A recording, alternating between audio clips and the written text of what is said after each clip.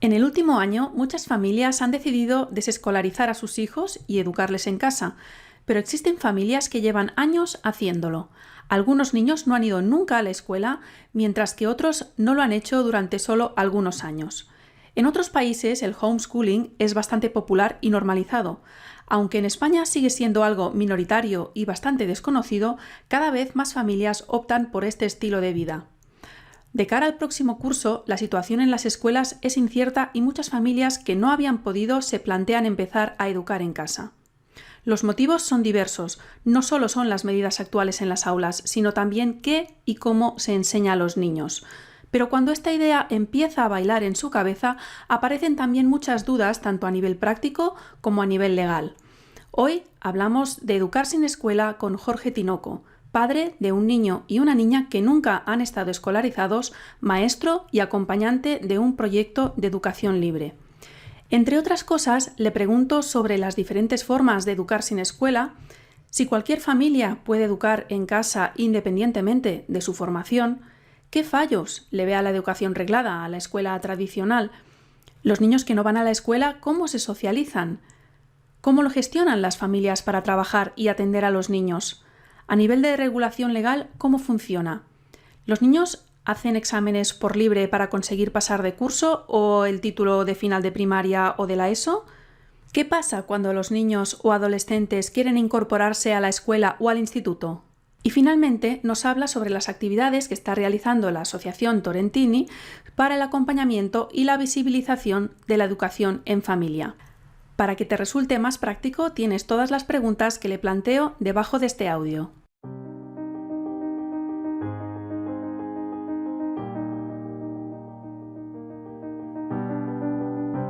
Las almas despiertas, el podcast de los que estamos creando la nueva humanidad. Puedes encontrar todos los episodios en lasalmasdespiertas.com.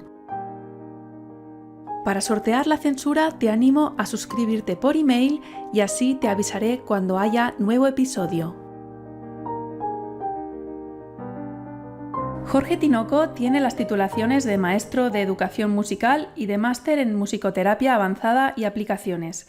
Está formado como asistente de educación creadora y trabaja como acompañante de un proyecto de aprendizaje autónomo con niños y niñas de 6 a 16 años.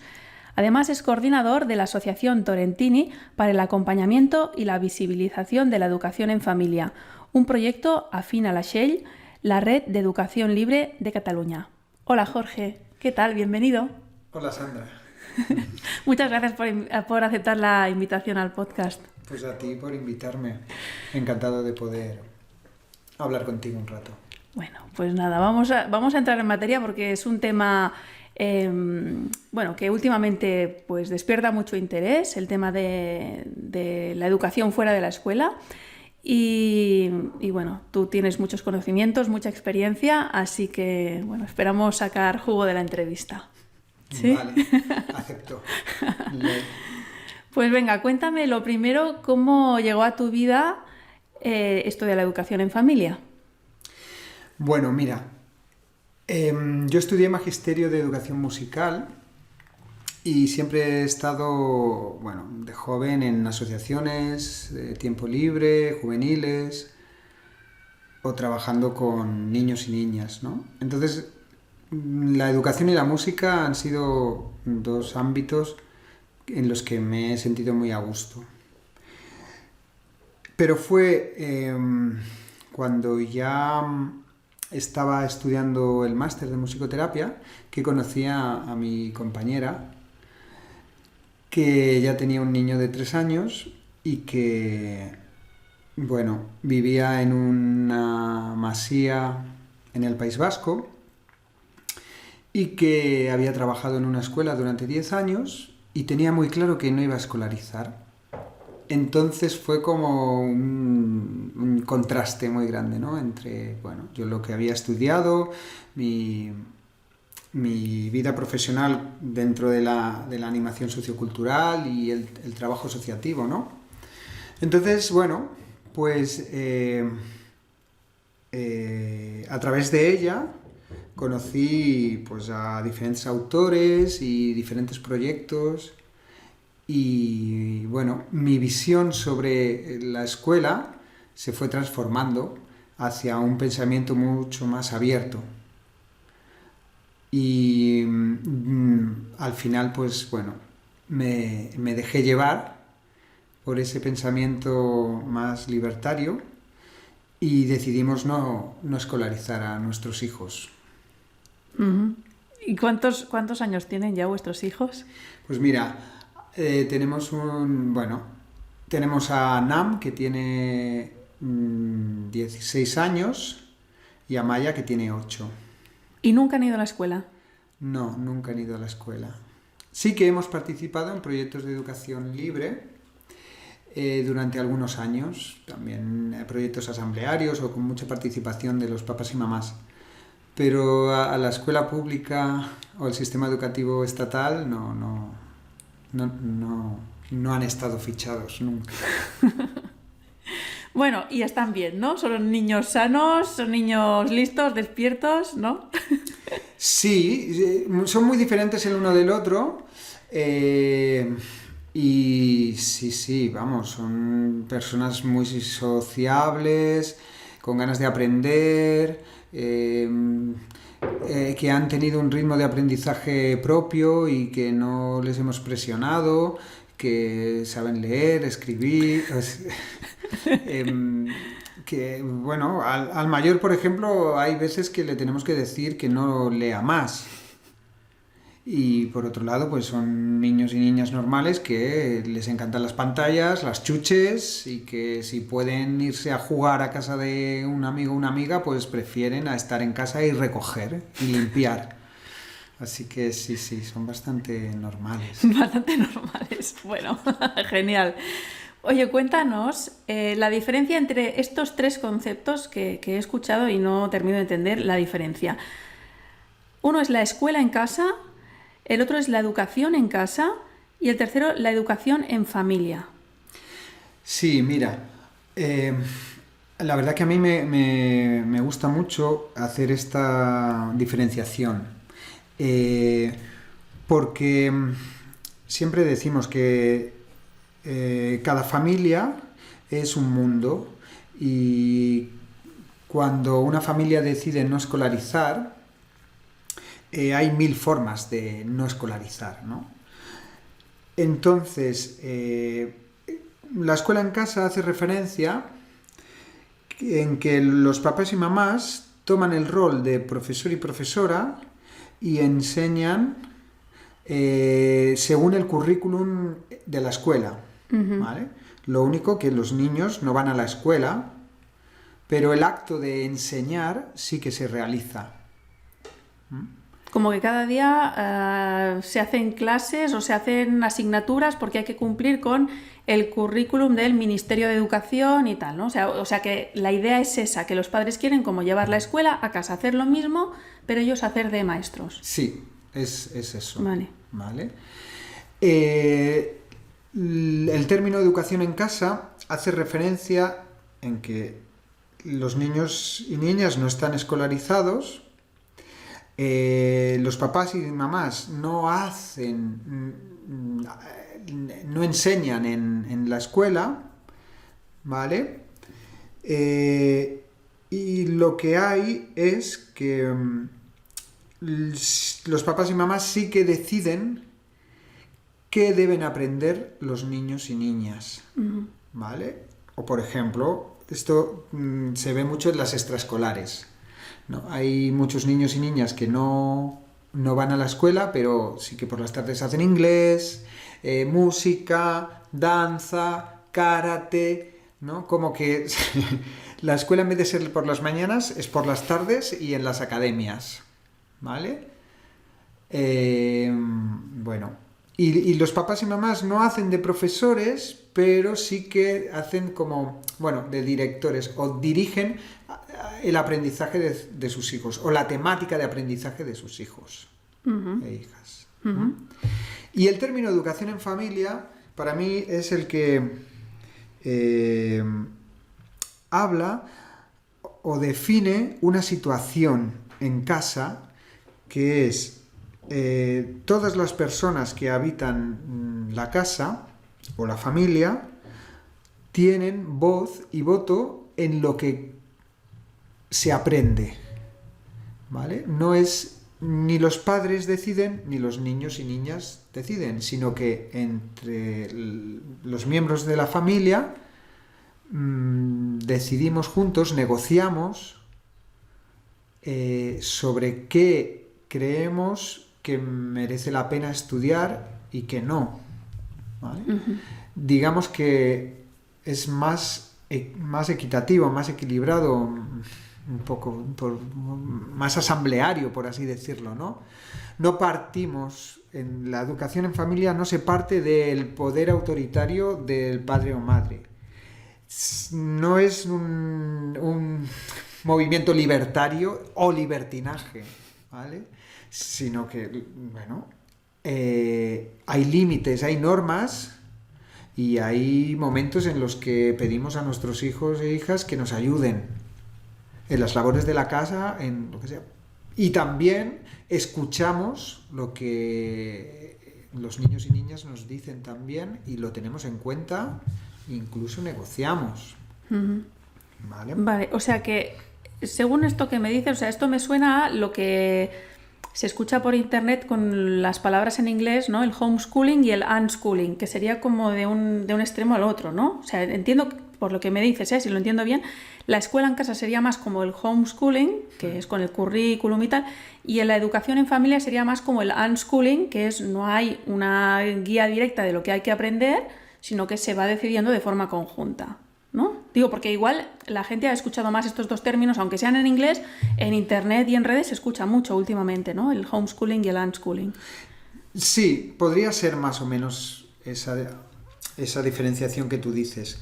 Yo lo único que matizaría que, como es algo bastante novedoso en la época actual, aunque se lleva realizando desde, no sé, desde hace... Bueno, los años 60 ya se empezaban a organizar familias. El homeschooling es como la denominación de origen. Y dentro de ese homeschooling pues están familias que educan teniendo en cuenta el currículum del sistema educativo, o hay familias que no hacen nada. Pero bueno, se empieza a ver esa diferenciación entre unschooling y homeschooling, ¿no? Teniendo en cuenta que hay muchísimos matices. Claro. O sea, dentro de... No es que las familias se posicionan como si fuera eso, dentro de una línea, ¿no? Justo a la izquierda, justo a la derecha, justo en medio. No, o sea, cada familia es un mundo, entiendo, y se lo organizan como quieren y como pueden, ¿no? Y sí. Es una decisión. O sea, no hay una forma única y correcta de hacerlo. No, el bien y el mal es relativo. Entonces, desde ahí partimos en que, además, cada familia tiene unas capacidades y unos recursos. Entonces, hay 1000 maneras de educar en casa, de acompañar, incluso de enseñar, ¿vale? Y, bueno, en nuestro caso... hemos decidido enfocarnos en la educación en familia, no desde la no escuela, el homeschooling, sí. Porque lo que queremos es no renegar de la escuela, sino aportar una visión, alternativa, ¿no? Uh-huh. Es decir, los niños y niñas aprenden sin que nadie les enseñe. Uh-huh. Que esto a veces parece un poco increíble, ¿no? ¿Cómo van a aprender si nadie les enseña, ¿no? Pero bueno, bien que aprenden a hablar y aprenden a caminar y no están ahí mirando una pizarra a alguien explicándoles cómo se anda, ¿no? Claro, o sea, primero habría que hablar de cómo es el término aprender, ¿no? Y qué significa. Pero bueno, como ejemplo simplemente es memorizar es aprender. Memorizar es memorizar, ¿no? El aprendizaje es cuando de alguna manera hay un conocimiento que se queda dentro de nosotros porque realmente nos interesa. ¿no?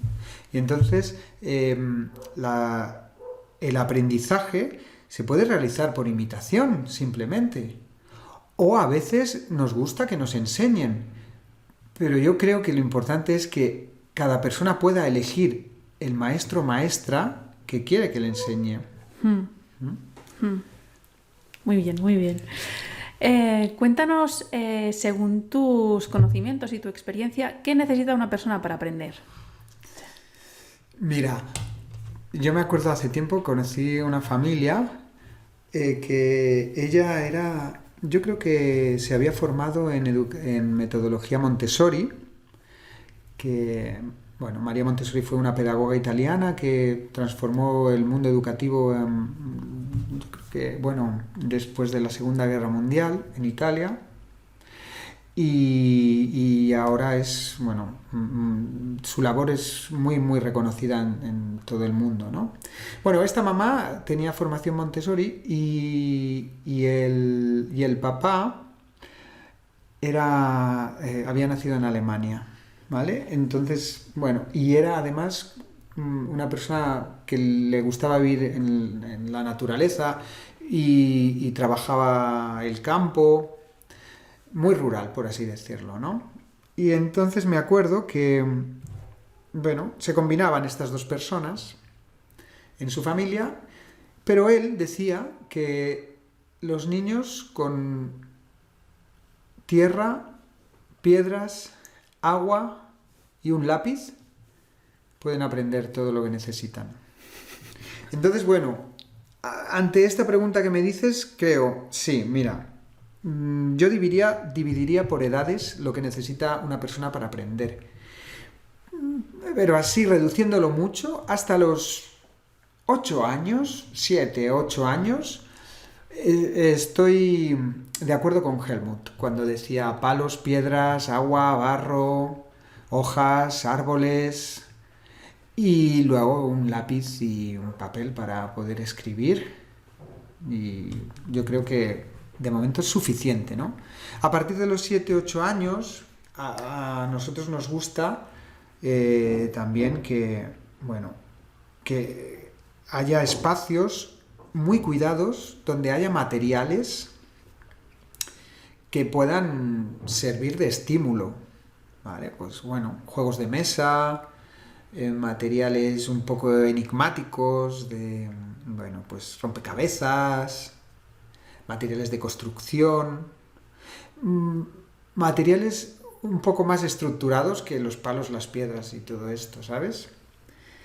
Pero que sean lo suficientemente no directivos como para cohibir la creatividad. Por ejemplo, ¿conoces el Tangram? Sí. ¿Vale? Pues a nosotros nos regalaron un Tangram para nuestros hijos y lo que hicimos fue coger las instrucciones y hacerlas desaparecer, ¿no? Entonces, creemos que un material ha de ser lo máximo libre, por así decirlo, para que uno pueda crear lo que necesite, ¿no? Y luego, cuando son más mayores, lo que necesitan las personas para aprender, creemos que son otras personas. El hablar, el comentar lo que me gusta, lo que no me gusta, saber lo que a ti te gusta, qué intereses tienes, que me recomiendes libros, películas, artes marciales, ¿sabes? Bueno, para los jóvenes nosotros pensamos que sobre todo lo que más necesitan es hablar con otras personas y no solo con personas de su misma edad, sino con adultos, ancianos, ancianas, ¿sabes? Bueno, eso es más o menos lo que yo creo que necesitamos. Es interesante lo que dices ahora y me haces pensar que cuando hablamos de educación en casa o en familia, se ve mucho más en familias que tienen niños muy pequeños, o sea, de preescolar. Cuanto más mayores son los niños, menos familias lo hacen, porque no sé por qué, ¿no? Quizás es que se ve más difícil o que dices, no podemos acompañar a los niños cuando ya son más mayores o adolescentes. ¿Crees tú que se va dificultando la cosa conforme se van haciendo más mayores? Yo creo que no, que de hecho es al contrario. La dificultad reside en que los niños y niñas cuando son pequeños necesitan mucha atención. Entonces, a medida que se van haciendo grandes, nuestra paciencia se va mermando, llevamos mucho tiempo maternando, criando,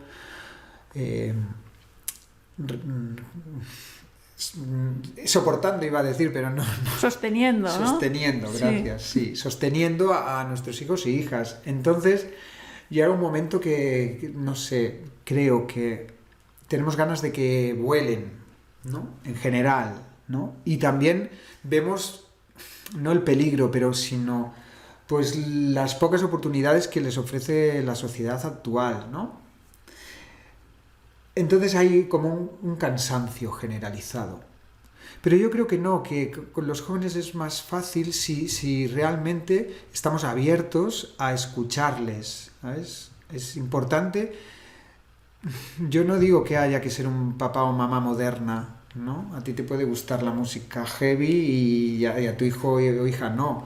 Pero, por ejemplo, escuchar la música que ellos y ellas escuchan, ¿no? Estar abierto a que son personas que van obteniendo gustos y que pueden ser interesantes también. Podemos tener conversaciones con nuestros hijos e hijas, que no sean solo mandarles. Entonces, bueno, pues sí, hay un cansancio. Y si al mismo tiempo intentamos, no sé, abrir nuestro corazón, nuestra mente a estas personas que se van formando, yo creo que es más fácil incluso que cuando son pequeños, Sí. que tienes que estar detrás de ellos ahí, que abren el armario, que tiran eso, no, que ahora camina, que ahora me pintan la pared. Sí, sí. Pero es, bueno, no. Sí que es verdad que muchas familias y padres y madres piensan que no están preparadas para poder, no sé, acompañar a sus hijos e hijas. Pero realmente los niños y niñas no necesitan conocimientos y conceptos. Todo se puede aprender y Internet ahora facilita mucho el aprendizaje de esto, ¿no? Conocimientos y conceptos. Lo que yo creo que necesitan nuestros hijos e hijas son padres y madres comprometidos con esa elección de criar y de acompañar a hijos e hijas y la decisión de mejorar el mundo. Claro, eso es una duda que suele surgir, ¿no? O sea, hay que tener un cierto nivel de estudios, de conocimientos como padre o madre para poder hacer educación en casa, o cualquier persona, cualquier familia, si tiene la voluntad, lo puede hacer. O no le va a poder dar lo que necesita el niño. Mira, lo que necesita un niño o niña es amor, respeto, límites y libertad. Necesita esas 4 cosas. Entonces, no necesita saber conocimientos de geografía o las capitales o química. Entonces, un papá o una mamá pueden ser, no sé, físicos cuánticos y a su hijo gustarle el fútbol. Entonces, a lo mejor le puede hablar de la parábola, del balón, cuando sale del pie de algún futbolista que yo no sigo mucho. Entonces no se necesita estar preparado, se necesita estar abierto a qué necesidades, qué intereses tienen estas personas que nos rodean y sí, pues bueno, a veces hay que buscar información, ir a las bibliotecas, impregnarse de algún tema que a ellos y a ellas les interese, ¿vale? Pero no se necesita, no hace falta, oye, yo es que soy maestro, no llevo a mis hijos a la escuela porque les enseño en casa. Pues no, a mis hijos no les enseño. A ver, yo soy músico y si me preguntan, oye, ¿cómo se toca este instrumento? Pues yo les digo, pues yo lo toco así. Entonces, sí, de alguna manera enseño de lo que sé. Si me preguntan cómo funciona un motor de gasolina, pues le dije, mañana te lo cuento. Me pongo en internet, tiqui tiqui, o me voy a la biblioteca y me cojo un libro. ¿Vale? Es estar abierto a... O a veces es ir a hacer una visita, ¿no? oye, pues si en el pueblo hay un mecánico, pues vamos para allá, ¿no? Y a ver si, yo qué sé, pues si es buena persona y dice, oye, pues sí, lo tengo aquí a un lado y le cuento, le enseño y ya sacio su curiosidad. Bueno, eso sería maravilloso. Claro, eso sería maravilloso, idóneo, ideal, ¿no? El poder que haya personas a tu alrededor con conocimientos y con pasión en lo que hacen y que, bueno, sean capaces y quieran transmitir esa pasión y esos conocimientos a los niños y niñas. Claro, eso sería un ideal. Bueno, hace un momento nos hablabas de María Montessori, aparte bueno, no sé si será, pero ¿cuáles son tus fuentes de inspiración? No sé si una es María Montessori o otras personas que has ido nombrando.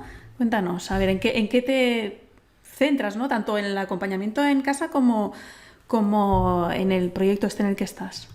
Sí, María Montessori es una fuente de inspiración tanto para mí como para otras personas que se han formado en este método, ¿no?, de Montessori y que han sido también inspiración para mí, ¿no?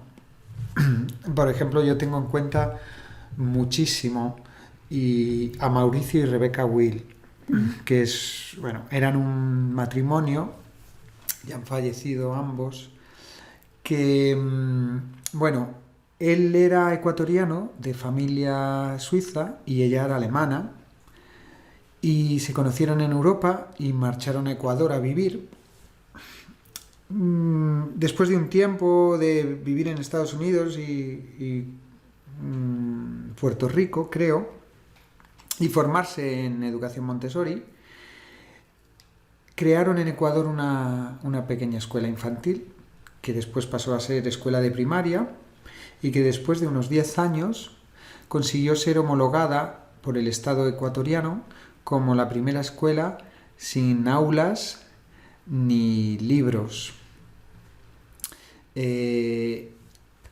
Esta pareja pues escribieron unos cuantos libros, entre ellos un libro que para mí es referente, que se titula Libertad, Límites, Amor y Respeto.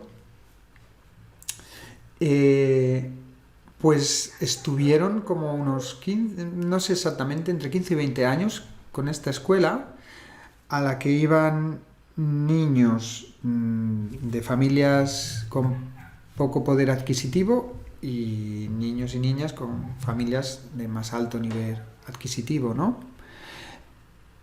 Y ellos, yo creo que acuñaron el término de educación activa, en el que en un espacio preparado y un ambiente relajado, los niños y niñas aprenden de manera autónoma. Lo único que necesitan es un acompañamiento amoroso y respetuoso y una observación de qué intereses tienen y facilitarles esos intereses, ¿no? Después de esos 15-20 años, lo que vieron es que la crisis económica en Ecuador, cuando Ecuador se dolarizó, o sea, dejó de tener su propia moneda y ante esta situación tan grave, empezaron a tener dólares, entonces, era todo carísimo, ¿no? Lo que vieron es que las familias tenían muchísimo estrés, entonces no podían mantener un ambiente relajado en esta escuela que crearon si luego iban a casa y en casa había un estrés galopante. Entonces decidieron cerrar la escuela y crearon un proyecto de, no sé, una ecoaldea, un proyecto de viviendas para las familias que quisiesen, donde había una economía conjunta y dos espacios, en este caso eran dos casas, que llamaron CEPAS, que eran centros para actividades autónomas, uno para infantil y primaria y otro para adolescentes y adultos, ¿no? Y entonces la comunidad regía cuántos días se abría estos centros, también tenían intercambios con otras comunidades de la sierra o del mar, y los jóvenes participaban en esos intercambios, en esos viajes. Y bueno, apostaron por un proyecto global, donde no simplemente llevo a mis hijos a un centro, a una escuela o a una no escuela, sino que, querían actuar sobre el ente, sobre la familia, ¿no? Sobre, digamos, el eje que cuida a las personas que son nuestro futuro, que son los niños y niñas, ¿no? Uh-huh. Y entonces estas dos personas, Mauricio y Rebecca Will, apoyaron la creación de este proyecto que se llama León Dormido, Proyecto Integral León Dormido, que todavía continúa. En Ecuador. En Ecuador, cerca de Quito, más o menos. Y aunque ya han fallecido, bueno, pues hay un legado por todo el mundo, y en Cataluña vinieron muchas veces a hacer formación y hay muchas escuelas, incluso públicas, que les tienen como base pedagógica. Uh-huh.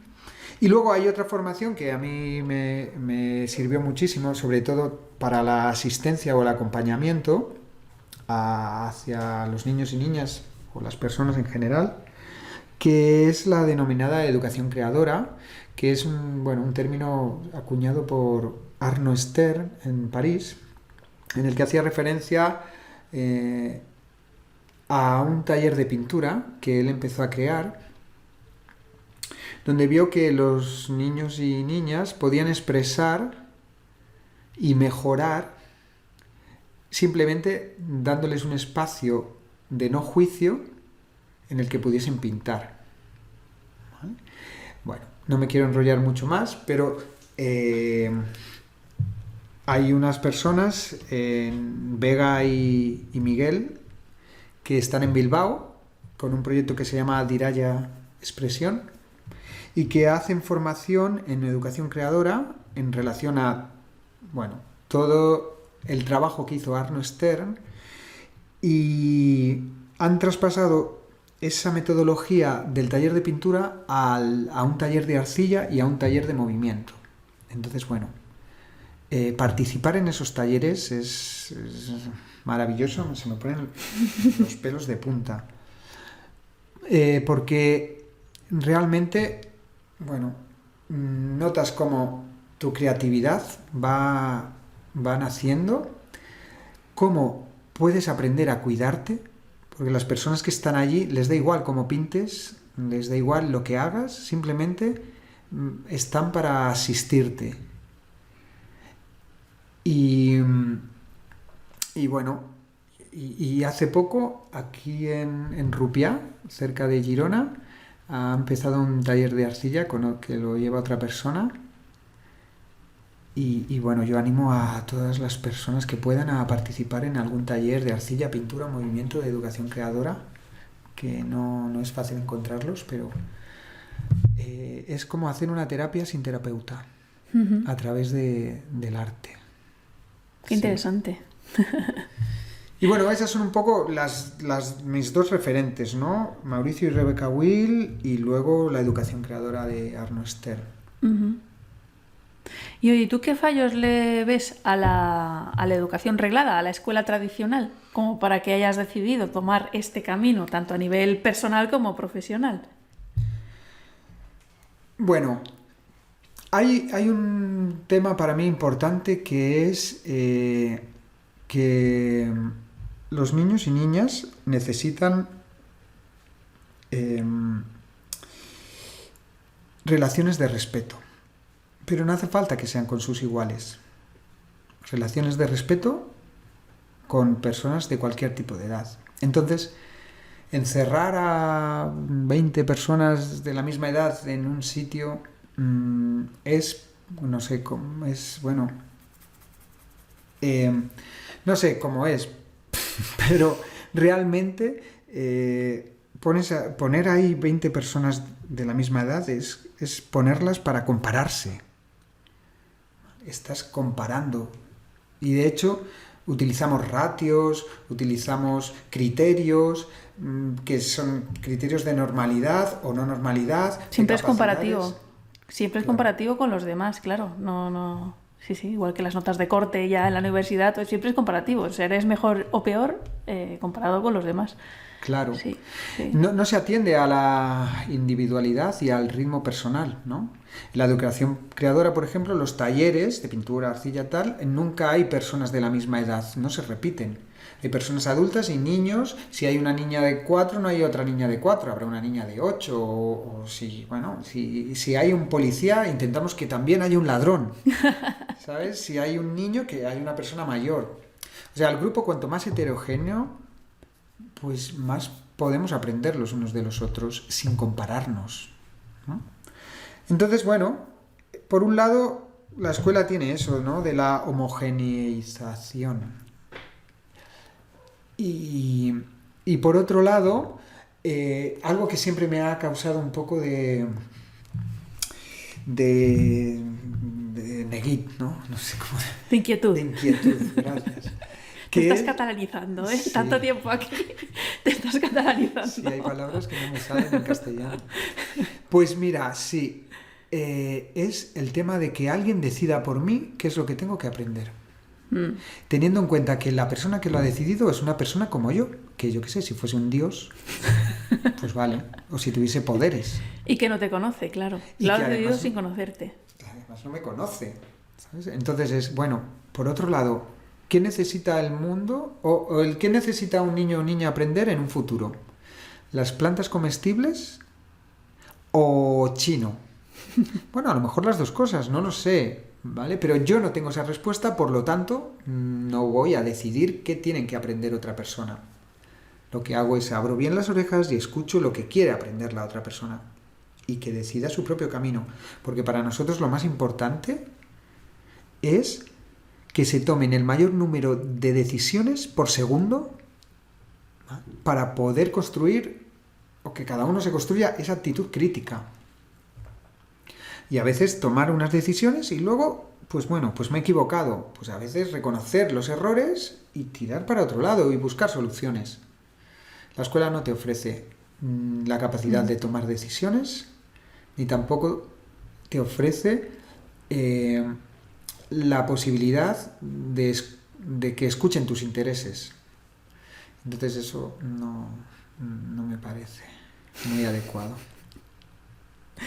Bueno, y supongo que en el último año, ¿no? Con todo lo que está pasando, aún menos, ¿no? Aún más limitado está todo, porque incluso escuelas que igual eran más, bueno, entre comillas, libres, o que hacían cosas más alternativas, ¿no? Más manipulativas, más de mezclar edades, mezclar grupos por la tarde, o lo que sea, pues eso se ha dejado de hacer. Con lo cual se pierde toda esta riqueza, ¿no? Toda esta variedad. Y más se limita el aprendizaje. Sí, mira, hay una característica de los proyectos de educación libre que es el libre movimiento. No solo del propio cuerpo, sino por los espacios, ¿no? Entonces, bueno, las medidas en la escuela pues han coartado ese libre movimiento, ¿no? Al tener que obligar a las personas a estar en grupos bombolla. Burbuja. Y bueno, entonces, aparte de, bueno, limitar este movimiento, pues bueno, el tema de, bueno, cosas tan nimias como abrir las ventanas en invierno y estudiar con abrigos, ¿no? Y mantas, ¿eh? Y mantas. Porque se llevaban, yo sé de niños que se llevaban el abrigo y la manta para las piernas, o a veces la ponían encima del abrigo, porque claro, estando quietos, claro, pues es que tremendo. Claro. Bueno, se aprende en movimiento también. Eso ya está muy estudiado. Sí. Entonces, las matemáticas manipulativas, la lectoescritura a través de la corrección con puzzles o palabras escritas, ¿no? Limitar el movimiento es bastante tortura. Entonces, si además tienes frío, no te puedes mover y tienes que llevar una manta, bueno, es complicado. Y encima pretender que aprendan, ¿no? Claro, o sea, en esas condiciones que físicamente no lo están pasando bien ni están siendo libres, encima tienes que aprender porque te vamos a poner un examen. O sea, imagínate qué nivel de estrés. Es que es un cuento tremendo. Sí, sí.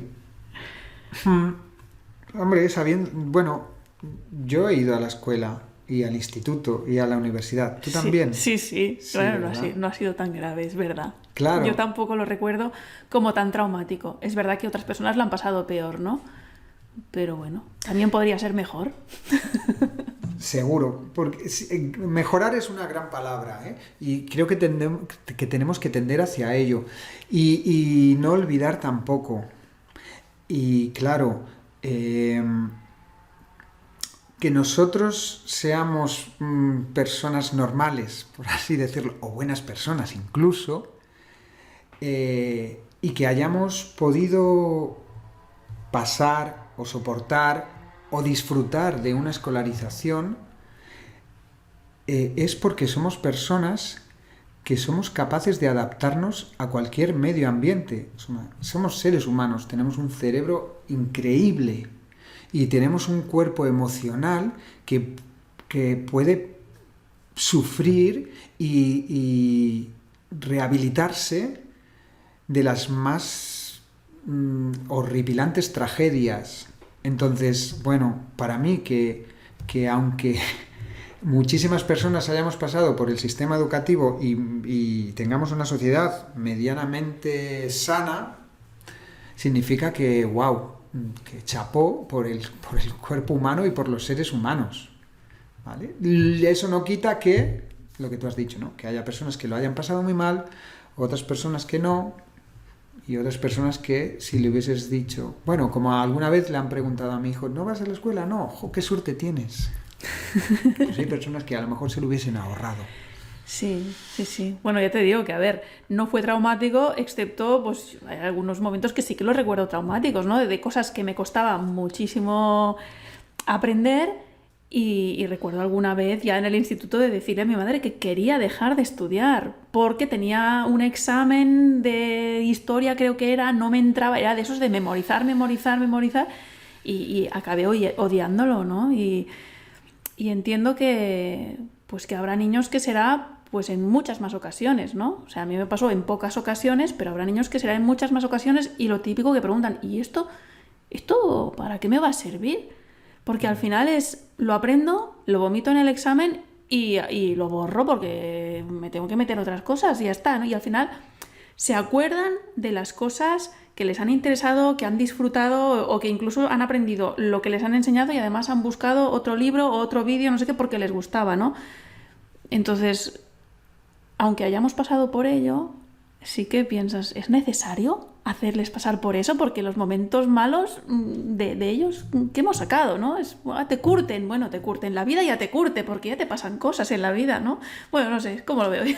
Sí, mira, eso tiene relación con un artículo que he leído hace poco sobre estimulación o estimulación temprana. Una persona que nace y va creciendo y va descubriendo el mundo, tiene una curiosidad innata que no necesita estimulación alguna. Bueno, como mucho salir al parque a ver los insectos y ver cómo salta, que llueve, que salen los caracoles, que ves una rana, ¿sabes? Entonces, desde nuestra manera de ver, no se necesita una estimulación ni una motivación. O sea, nacemos como personas con un potencial increíble que necesitamos simplemente, pues como una semilla, un ambiente preparado, un poquito de tierra y un poquito de agua. Y luego, pues a lo mejor nos van interesando otros temas. Pues no necesitamos saber todo de todo o un poquito de todo. Pues no, a lo mejor hay cosas que ahora mismo no nos interesan. Más adelante sí. En esta época de la era de la información, de la era del conocimiento, no necesitamos llenar nuestro cerebro con conocimientos ni conceptos.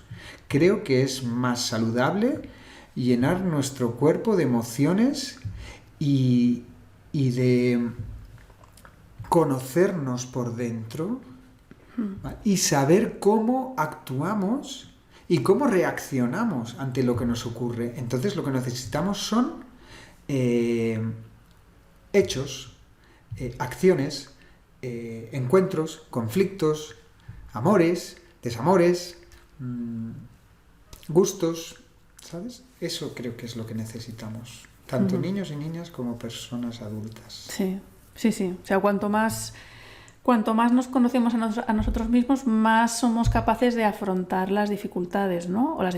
O si quiero aprender algo, como yo sé lo que me va bien a mí o la forma de aprender, oye, que me va bien estudiar por la noche, pues no voy a levantarme a las 6 de la mañana porque dicen que eso es lo que va bien. A mí eso no me va bien. O habrá gente que le va bien hacerse un mapa mental, que ahora está muy de moda. Bueno, pero a mí no me va bien. A mí me va más bien mirarme un vídeo, que yo soy muy visual y se me quedan las cosas grabadas. Pues lo hago así, ¿no? O sea, es muy de conocerse a uno mismo. Sí. Sí. Y además, y saber que al final, o sea, y ganar esa confianza de saber que en la vida, pues las dificultades que me encuentre, seré capaz de resolverlas. Y si no, podré buscar, podré pedir ayuda. O sea, eso es el verdadero aprendizaje de saber ir por la vida, no de tengo un montón de información en la cabeza y la sé repetir cuando me la preguntan. Porque si no, para eso ya está Internet, ¿no? O los libros. Digo yo. Eso es. En la vida se nos presentarán dificultades y retos. Tener la capacidad de solucionarlos y afrontarlos, como tú dices, vamos, sería la asignatura number one en una escuela. Sí. Sí. Y oye, Jorge, una duda que suele surgir mucho es el tema de la socialización, ¿no? O sea, los niños que no van a la escuela no se socializan, o cómo se socializan. ¿Lo hacen con pocos niños, solo con sus hermanos y con sus primos? ¿O cómo va esto? Sí, esa es una pregunta muy frecuente en charlas o en padres y madres. Y yo siempre contesto con una pregunta, es ¿cuánto tiempo se socializa un niño o una niña en una escuela? Quizá media hora del patio, 45 minutos, a lo mejor. En la hora del comedor, después de que le hayan obligado a comerse toda la comida. Vale, pongamos como mucho 2 horas y media, porque el resto, estar en una clase con 20 personas de tu misma edad, estudiando un tema que a lo mejor no te interesa, yo no lo llamo socialización. Entonces pongamos que 2 horas y media al día. Vale. Un niño o niña que está educado en familia suele pasar bastante tiempo con otras familias, ¿vale? Con otras familias, con niños y niñas. Aparte de que no solo se relaciona con los niños y niñas, sino que se relaciona también con los adultos y adultas de esas familias, ¿vale? No es que me junto o llevo a mi hija después del cole a casa de su amiga para que pasen un rato juntos, sino que la mayoría de familias que educan en casa, que educan en familia, lo que hacemos es juntarnos familias. Entonces yo me relaciono con adultos, pero mi hijo también se relaciona con adultos, mi hija también se relaciona con la hermana mayor de la familia, ¿sabes? Entonces hay un ambiente, no sé, muy sano de intergeneracional, ¿sabes? Y por otro lado, hay muchas familias que no escolarizan a sus hijos. Aunque pensemos que es una minoría y en la cantidad general de familias de toda España sí que es una minoría. Y cada vez más hay familias, y en Cataluña tenemos la suerte de que somos muchas.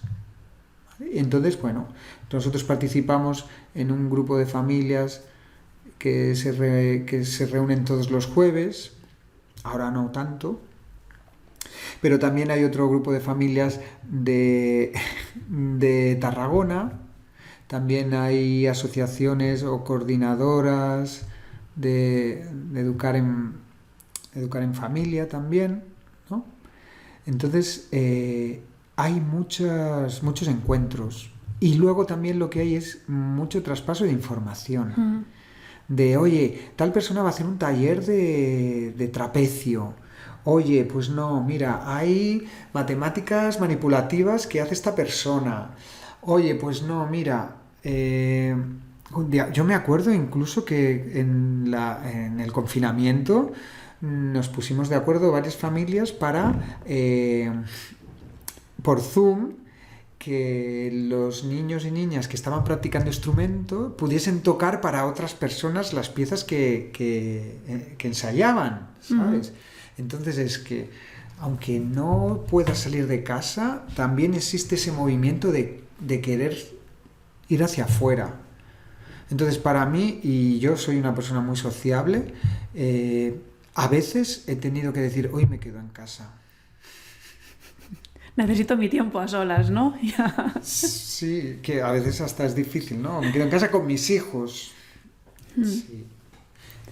Bueno, ahora que dices esto, mira, otra duda que suele surgir es el cómo lo gestionan las familias, ¿no? Para atender a los niños y para trabajar, ¿no? Porque entiendo, ya de entrada, si son un padre o una madre, o bueno, lo que sea los progenitores, que trabajen fuera de casa, que sean empleados, pues ya quizá ya no lo pueden hacer, ¿no? Si trabajan en casa o desde casa, ¿cómo lo gestiona la gente con los niños en casa, o sea, los tiempos, ¿no? El tiempo para uno mismo como adulto, ¿no? ¿Cómo se gestiona todo esto? Porque entiendo que puede llegar a ser muy estresante, ¿no? Y que puede ser que haya gente que tire la toalla porque no crean en todo esto que estás comentando, sino porque les supera y no lo pueden mantener. Sí, es una gran dificultad el gestionar lo económico y lo educativo o la atención a nuestros hijos. Y mira, al igual que creemos en un cambio de paradigma educativo, las familias que pensamos en esto y que tenemos la mente abierta hacia este cambio de paradigma, creo que debemos abrir nuestra mente también hacia un cambio de paradigma económico. Y tú también lo sabes y lo pones en práctica, ¿no? O sea, muchas familias lo que ocurre es que son familias con papás y mamás emprendedores y emprendedoras, ¿no? O que teletrabajan o que hacen de su vida su propio motor económico, ¿vale? Y sí que es verdad, o sea, es difícil sacar a tus hijos de la escuela y tú, como papá o mamá, mantenerte esclavo de un trabajo por cuenta ajena, ¿sabes? Entonces, la mayoría de familias buscan una alternativa al trabajo, no sé cómo decirlo, empresarial o trabajo pagado, ¿no? Al empleo, ¿no? Por cuenta ajena. Y bueno, y eso. Y buscan una alternativa. A veces es un miembro de la familia quien trabaja o un miembro de la pareja, si es una pareja de adultos, quien está en la familia, pues una persona trabaja unos días, otra. A veces uno por la mañana y otro por la tarde, ¿sabes? Pero sí que es verdad que pues los niños y niñas necesitan una atención 24 horas o por lo menos un estar o una presencia, ¿no? También podemos decirles, oye, ahora necesito un momento para mí, ¿vale? Y preparas unos materiales, un ambiente para que puedan crear o aprender un momento en el que tú también puedas descansar, ¿no? Pero sí, es una gran dificultad y creo que las familias deben dar un paso más hacia un cambio de paradigma en lo económico y bueno, y buscar otras alternativas. De todas maneras, nosotros siempre decimos, ¿no?, que ante la presión de lo económico o la presión de no sentir que llego a todo lo que tengo que hacer, ¿no? Desde la obligatoriedad, no de lo que quiero hacer, pero muchas veces tenemos que hacer cosas, ¿no? Y no llegamos y me estreso, ¿no? Pues siempre decimos esta frase de es mejor una familia escolarizada que una familia estresada. El remedio no puede ser más insano, ¿no? A veces, pues bueno, pues a lo mejor hay una época en que el niño o niña tiene que ir a la escuela. Si el niño o niña no le importa, quiere, es capaz de mantenerse en su sitio, pues a veces es mejor eso que no tener una familia estresada por tener que, bueno, no sé, llevar al niño o niña cada día media hora hasta el proyecto educativo o necesitar más dinero para poder pagar cuotas de proyectos o acabar agobiado de no tener tiempo para uno mismo, ¿no? Entonces sí, es una dificultad. Si hay una firmeza y una creencia firme en que es positivo y que el cambio no es solo para los niños y las niñas, sino que también es un cambio a positivo, ¿no? A mejor para los adultos y adultas, entonces es cuando la familia tiene que tomar decisiones en conjunto, bueno, y apoyarse unos a otros. Y si le pedimos a nuestros hijos e hijas ayuda, estarán dispuestos y dispuestas a ayudarnos. Sí, está claro que fácil no es una decisión de vida, dijéramos, no solo es algo referente a los niños, es una decisión de la familia, de estilo de vida, porque, bueno, involucra a todos y en todos los aspectos. Sí. Además, lo económico es que puede llegar a ser muy estresante. O sea, no llegar a fin de mes, estresante, y tu paciencia disminuye, los enfados. O sea, nosotros hemos vivido eso en la familia también. O sea, y claro, hay una diferencia. El dinero es muy emocional y es un tabú en la sociedad, pero hay que hablar mucho de dinero. Y en la época en que nos gestionamos de manera que ahorramos, pues todo es mucho más sencillo. Y lo emocional también, y las sonrisas. Entonces, sí. El tema de lo económico hay que trabajárselo mucho. Quizá antes de dejar de llevar los niños y niñas al cole. Y oye, otro tema también que suscita muchas dudas e inquietudes, ¿no? Antes de tomar esta decisión es cómo funciona el desescolarizar o la no escolarización o homeschooling. A nivel de regulación, ¿cómo funciona? Si los niños hacen exámenes por libre, o sea, ¿qué hay aquí, ¿no? O sea, ¿a qué se atiene la gente? ¿Se tienen que apuntar en algún sitio? Hay que... Yo qué sé, ¿cómo va? Bueno, a mí me gusta decir desde el principio que la ley de educación nos obliga a escolarizar a nuestros hijos de los 6 a los 16 años. La escolarización es obligatoria. Entonces, cuando sacamos a nuestros hijos e hijas del colegio, estamos cometiendo una irresponsabilidad estatal, por decirlo de una manera así, un poco legal, ¿no? Entonces, ¿qué es lo que ocurre, no? En principio se pone en marcha un protocolo de protección al menor, ¿vale?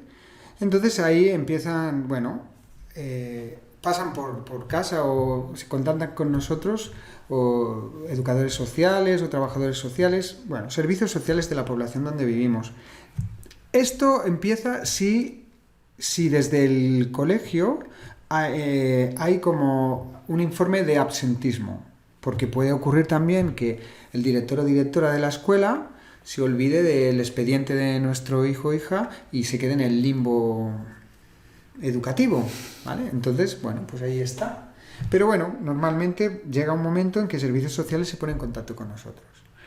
Normalmente lo que pasa es que cuando servicios sociales o una persona de servicios sociales viene a nuestra casa, ve que nosotros tenemos una casa cuidada, cuidamos a nuestro hijo, queremos lo mejor para él o para ella, y ve, bueno, que lo que tenemos es una creencia firme en que queremos una educación diferente para nuestros hijos que no la escuela, entonces muchas veces hay un informe positivo que se queda también ahí olvidado en el limbo, ¿vale? Ha habido veces que, pues bueno, esa persona de servicios sociales, aunque emita un informe positivo, pues tiene que pasarlo a, bueno, no sé muy bien, a protección de menores o a fiscalía de menores, bueno, y ha habido juicios. Y en los juicios lo que ocurre es que sí, un juicio es un rollo para los abogados y para las familias, ¿no? Hay que intentar evitarlos. Pero lo que ocurre normalmente es que ante la ley no se puede decir nada, o sea, no se puede llevar en contra una ley que obliga a escolarizar, a menos que hablemos de capacidades diferentes de nuestro hijo, a menos que hablemos que bueno, tendremos que, ¿cómo decirlo?, confirmar que estudia en una escuela de otro país, o que viajamos, o que residimos en 2 países. Bueno, hay truquitos, por así decirlo, ¿no? Pero normalmente en un juicio lo que hay es una multa. O sea, si nos ponemos a pensar lo peor de lo peor de lo peor de lo peor, ahora mismo es que te multen por no llevar a tu hijo o hija a la escuela, ¿no? Digamos que eso sería como el proceso que se sigue, y la mayoría de familias que yo conozco no han llegado a juicio. Y más en esta época en que bueno, que el sistema educativo está muy criticado y que con las medidas anti-COVID, pues hay muchas personas que no están de acuerdo. Entonces yo creo que servicios sociales está saturado. Luego, teniendo en cuenta que los departamentos de servicios sociales de ciudades y de pueblos ya tienen suficiente trabajo con familias desestructuradas, con jóvenes menores de edad en peligro, bueno, pues de abandono, o de drogas, o de violencia, ¿sabes? Entonces, interesarse o preocuparse por un niño que no va a la escuela cuando está bien cuidado y cuando tiene un papá y una mamá, o 2 mamás o 2 papás que le quieren, vamos, es como, ¿para qué me voy a ocupar? Claro, o sea, en principio los servicios sociales están para eso, ¿no? Para proteger al menor, y es normal que si un niño no está yendo a la escuela, pues quieran saber qué está pasando, ¿no? O sea, es un niño que está abandonado, no cuidado, que está todo el día solo en casa, que le están maltratando, que ¿por qué no va este niño al colegio?, ¿no? Entiendo, entonces, que es normal que contacten a la familia y quieran hablar y quieran saber, ¿no? Y por lo que dices, por regla general, no pasa de ahí. No pasa de ahí porque ya ven que, oye, no, los motivos son otros, aquí no hay abandono, no hay maltrato y ya está, ¿no? Y habrá otros casos que, por lo que sea, pues llegarán a juicio, pero... Claro, entiendo que, o sea, lo que más tememos los padres, ¿no? Imagínate, ¿no? Que te van a quitar a tus hijos, que te van a quitar la custodia. Entiendo que sería un poco absurdo, no sé si eso llega a pasar, ¿no? Pero sería un poco absurdo que por querer darles otra educación a tus hijos que les estás cuidando y tal, te los quiten, y que van a ir a un centro de menores o a un centro social o lo que sea y ya van a estar sin padres porque los padres no quieren llevarles a la escuela. Sería muy absurdo. No sé si tú tienes conocimiento de que eso suceda o que haya sucedido. No, yo no conozco ningún caso de familia que le hayan quitado a sus hijos. O sea, no. De hecho, conozco pocas familias que hayan ido a juicio. O sea, 2 o 3. Mm. Y nosotros llevamos, bueno, nuestro hijo tiene 16 años y hemos estado en asociaciones y en colectivos y no nadie que le hayan quitado a sus hijos.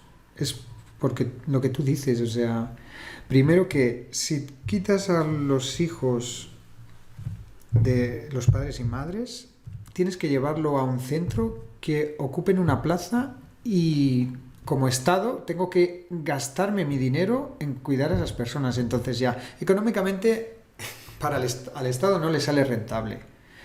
Y luego que hay, desgraciadamente, muchas familias que abandonan a sus hijos e hijas.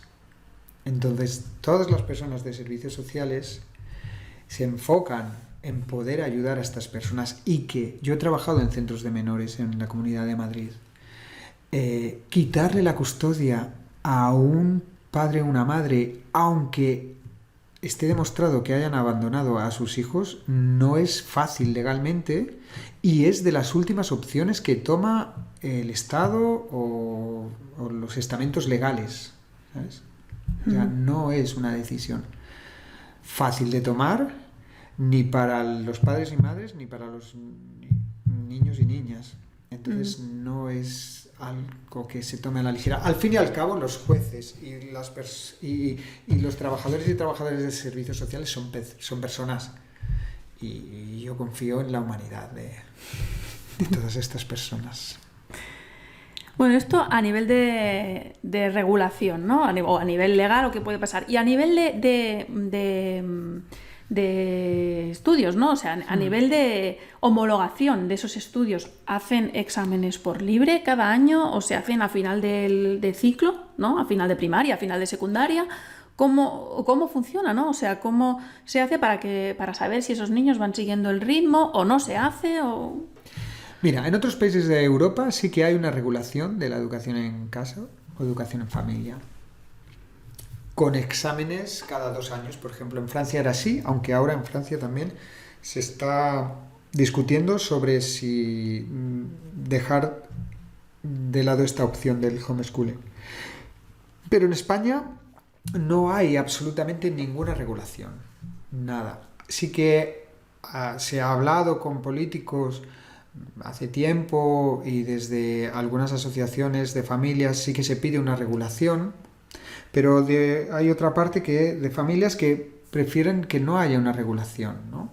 Entonces, bueno, hay un debate ahí, pero el Estado realmente no ha hecho nada. O sea, simplemente se centra en que la escolarización es obligatoria y los casos de niños y niñas que no van a la escuela, pues digamos que se les hace caso omiso, ¿vale? Entonces no hay exámenes, no hay pruebas de acceso, o sea, bueno, hay, bueno, un limbo, pero lo que ocurre es que el sistema educativo siempre está abierto a que los niños y niñas hasta los 16 años puedan entrar al sistema educativo, ¿vale? A veces sí que se pide que hagan un examen para valorar qué conocimientos tiene, para ver si les ponen en el curso que por edad les toca, ¿vale? Pero nunca pueden negar que un niño o niña que no ha estado escolarizado entre al sistema educativo. Claro, la educación es obligatoria, o sea que no se puede. ¿Y entonces qué pasa? O sea, cuando el niño, el adolescente o la familia, lo que sea, deciden que quieren incorporarse a la escuela o al instituto, ¿cómo se hace? O sea, porque claro, no tiene notas de ningún curso o de los cursos a los que no haya asistido. No sé, igual les dicen, oye, pues hace 3 años, 4 años que no vienes, pues tienes que ponerte en ese curso.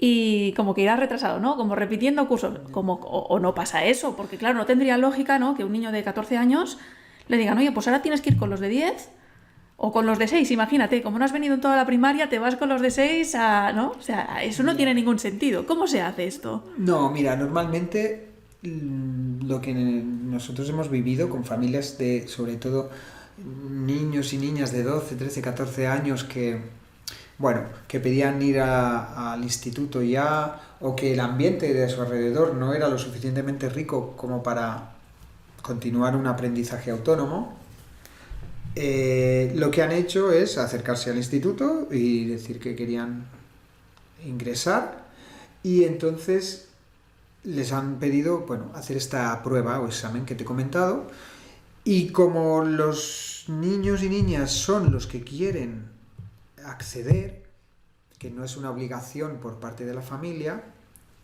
en lo que yo he vivido, esos niños y niñas, pues unos meses antes se ponen a estudiar. Y los padres y madres acompañan a sus hijos a estudiar, ¿vale? Y lo que ha pasado es que, de los casos que yo conozco, el 100% ha entrado en el curso que le tocaba por edad. O sea, no han ido más retrasado en cuestión de currículum, ¿sabes?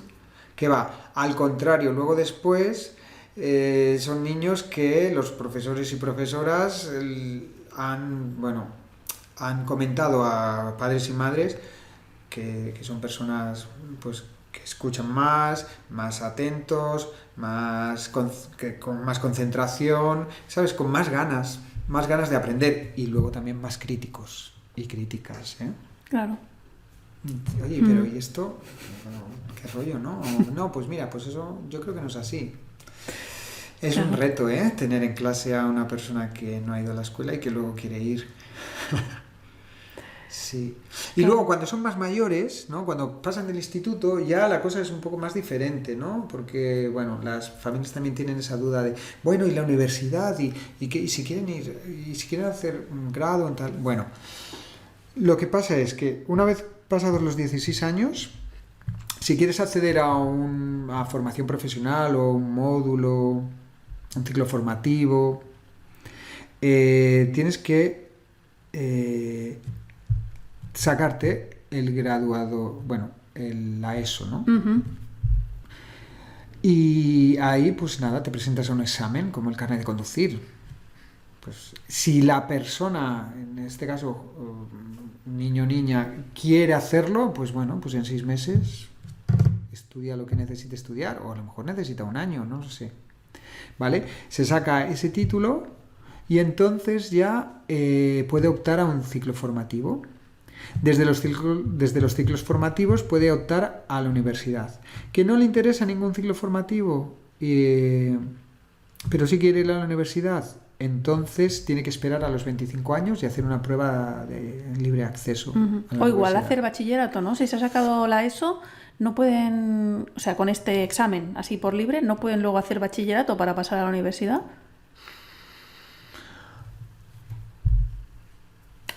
Sí, claro, eso sería otra opción. Sí. La cuestión es que en mi caso, como nunca me he planteado esa opción, ni mis hijos, o mi hijo mayor en este caso se lo ha planteado, no es algo que me haya informado mucho. Pero esa opción también estaría. Claro. O sea, la cuestión es que sí que hay vías, no es en plan, bueno, pues tú estás excluido ya de la formación y ya no podrás estudiar una carrera o un ciclo formativo porque, no, o sea, hay formas de entrar en el momento que se quiera. Sí, más o menos. Hay cierto límite. Por ejemplo, terminas a los 16 y creo que hasta los 18 no puedes sacarte el graduado escolar. Por libre. Por libre. ¿Sabes? Hay ciertas limitaciones. Pero bueno, pues en esos 2 años a lo mejor se le pasa la idea y, bueno, quizá mejor. Bueno, Jorge, cuando te he presentado he hablado de que eres coordinador de la asociación Torrentini. Cuéntanos qué fines persigue esta asociación.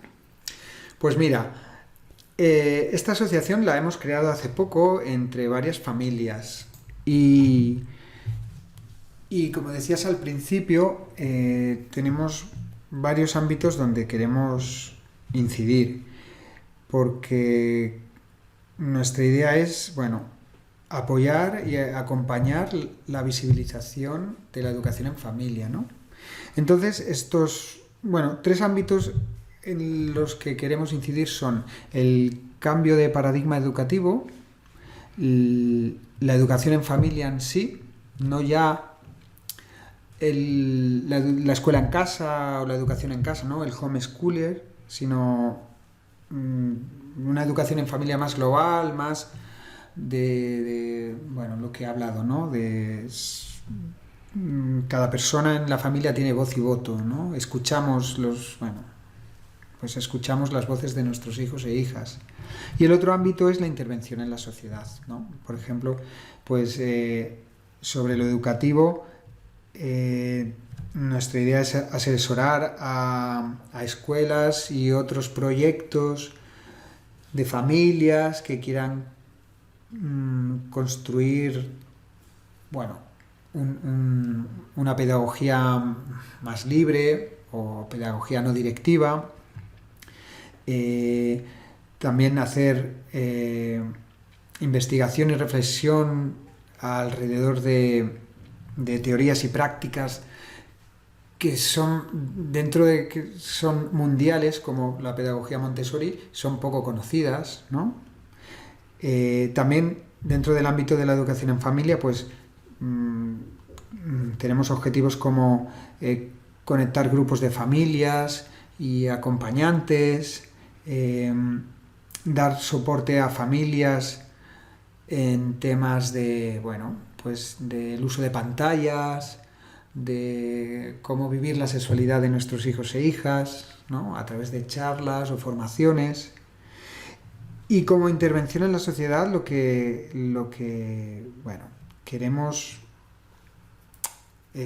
promover es, bueno, pues la protección de los derechos de los niños y niñas, el valorar el derecho de las familias a educar a sus hijos e hijas en sus creencias y en sus convicciones, e incluso reclamar la no obligatoriedad de la escolarización, que eso, bueno, habrá que hacerlo desde una manera legal, ¿no?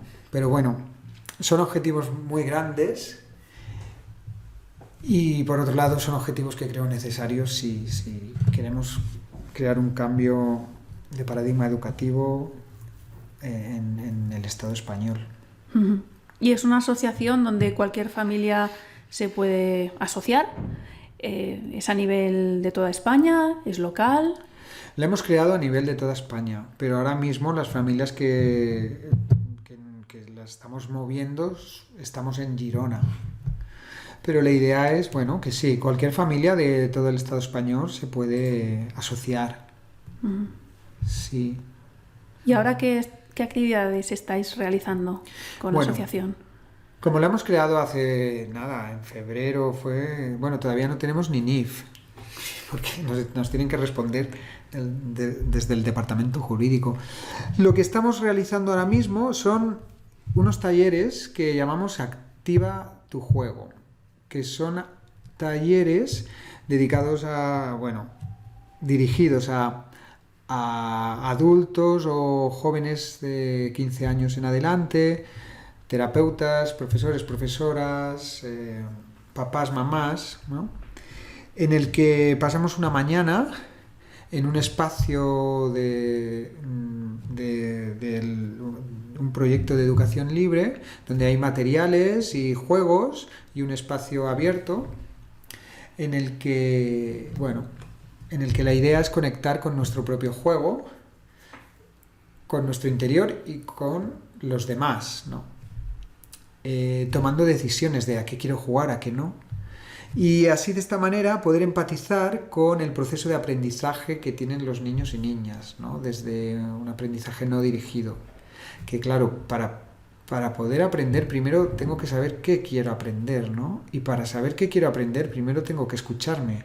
Y para escucharme, pues primero tengo que no sé, estar dentro de mí, ¿no?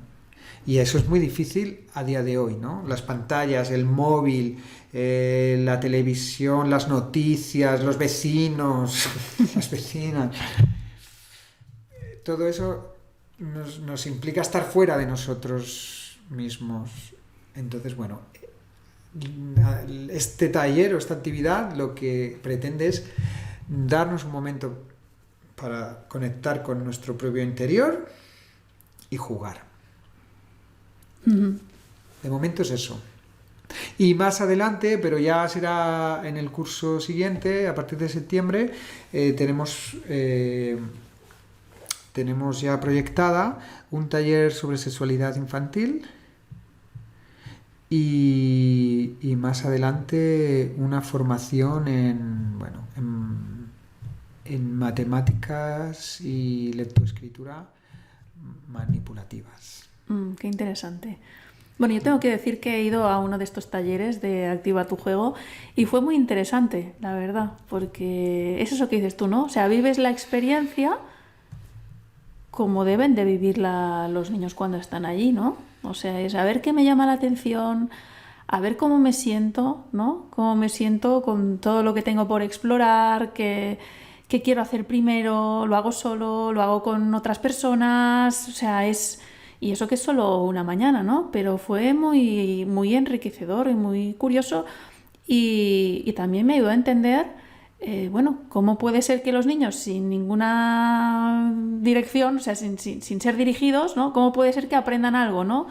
Bueno, pues yo misma lo experimenté y eso solo fue una mañana. O sea, que entiendo que eso siendo así, pues cada día o X días a la semana que vayan, pues que claro que es posible, ¿no? Que mucha gente se cuestiona eso, ¿no? Bueno, pero si no les diriges, no les dices, ¿cómo van a aprender? Bueno, pues experiméntalo, ¿no? Que a veces la mejor forma de entender algo es vivirlo uno mismo. No es tanto, me explica esta persona, me convence, no me convence. Bueno, hazlo y entonces te darás cuenta. Y ya no harán falta argumentos de otra persona. Sí, sí. Además a mí me cuesta bastante argumentar o convencer, ¿no? Querer convencer a otras personas. Y entonces por eso un sábado o un domingo al mes realizaremos este taller para que adultos y adultas puedan vivenciar este proceso. A veces de incertidumbre o a veces de firmeza, ¿no? De reafirmarme, no, a mí me gusta esto y quiero aprender esto, no tengo ni idea de lo que quiero hacer. Sí. Sí. Muy bien. ¿Y cómo puede contactar la gente con la Asociación Torrentini? Pues mira, nosotros estamos en La Shale. Entonces, si buscas en la web de La Shale Torrentini, ahí aparece nuestra ficha del proyecto con el teléfono de la presidenta. La Shale es la red de, o sea, Xarxa d'Educació Lliure de Catalunya, ¿no? Que es la red de educación libre de Cataluña, y entonces ahí dentro tenéis un espacio, ¿no? Se puede buscar, también pondremos el enlace debajo de donde estéis escuchando esto o viendo, escuchando básicamente, porque hoy no hay vídeo. Pondremos el enlace directo a la página donde está la información, ¿no? Torrentini es con 2 Ns, asociació, en catalán, asociació Torrentini con 2 Ns. Torrentini, sí. Y eso lo podéis buscar dentro de... Sí, de en la Instagram página. también estaremos en breve buscando Torrentini con 2 Ns finales, nos encontraréis seguro y ahí iremos comentando las actividades que iremos realizando. Pues muy bien, Jorge, pues llevamos ya muchísimo rato, te agradezco muchísimo todo lo que has compartido, ha sido súper interesante, creo que habrás ayudado mucho a abrir la mente o a abrir posibilidades para personas que quizás se lo están planteando y que pueden tener muchas dudas, y hemos tocado muchos temas que yo sé que la gente pues se los plantea, pregunta, ¿no? Porque cuando ves en los grupos de Telegram o grupos de WhatsApp, ¿no? De gente que quiere buscar otras formas de educar, ¿no? Pues hay muchas dudas, ¿no? Y tú con tu experiencia pues nos has aclarado muchas cosas y bueno, nos has explicado tal cómo está la cosa en este momento en España. O sea que te lo agradezco mucho. ¿Quieres decir alguna cosa más antes de despedirnos? Sí, mira, al escuchar tus palabras finales me ha venido una pequeña frase en la cabeza, ¿no? El comentar que sí que tiene cierta dificultad el no escolarizar a nuestros hijos e hijas, y al mismo tiempo luego verlos crecer en esa libertad, en esa bueno, crítica o determinación, ¿no? También es súper, no sé, motivador. Incluso cuando muchas veces, bueno, pues no pensamos igual que nuestros hijos o incluso nos llevan la contraria, ¿no? Pero a mí me alegro, porque yo a veces llevo la contraria a las leyes o a otras personas, ¿no? Y aunque pueda conllevar pues, ciertas dificultades económicas o de plantearse cosas, el tomar esta opción es abrir puertas a muchas otras opciones, ¿no? Pues bueno, como cuando te abres a una alimentación saludable o biológica, pues vas empezando a abrir otras cosas, ¿no? Como el vegetarianismo o el veganismo, o qué pasa con los animales, cuestionarse, preguntarse, evaluarse. Eso es muy interesante. Entonces, un consejo que creo que ayudará a las familias en ese paso, que es tirar la televisión por la ventana. Entonces, nosotros llevamos muchos años. Antes de conocer a mi pareja, ella por sí sola y yo por sí solo, y ya hicimos este cambio de no tener televisión. Y creo que, vamos, es un acierto total. Mis hijos después de cenar, pues se ponen a leer o a mirar el Cavall Fort, o, bueno, no sé. O, bueno, incluso a hacer manualidades ya a las 9 de la noche. Pero me alegra eso, el no haber tenido ahí una pantalla. Y luego sí, mi hijo juega a juegos de ordenador violentos y yo estoy en contra y nos cuesta, bueno, debates. Pero bueno, la televisión, sí, por favor, si podéis, sacarla fuera de casa. Muy bien, muy bien. Muchas gracias, Jorge, por todo y bueno, estoy muy de acuerdo con todo lo que has dicho, ¿no? Al final, si queremos tener a niños que tengan criterio propio, que sepan valerse por sí mismos, que no sean obedientes sin pensar, pues de algún modo se tiene que potenciar, ¿no? Entonces, si de pequeños lo único que queremos es que obedezcan, que hagan lo que les decimos, que se amolden, que se adapten, pues entonces de mayores ¿cómo van a ser? ¿Sabes? O sea, no puedes pretender que de mayores sean de otra forma mientras de pequeño le estás llevando por ahí, ¿no? Entonces, claro, sí. Eso un poco es lo que la escuela ayuda a crear. Esa bueno, domesticación y acomodamiento. Entonces, totalmente de acuerdo con lo que has dicho, Sandra. Bueno, pues nada, vamos a despedirnos ya porque si no nos estamos aquí 3 horas hablando. Muchísimas gracias de nuevo, Jorge. Y nada, hasta la próxima. Gracias a ti. Hasta la próxima.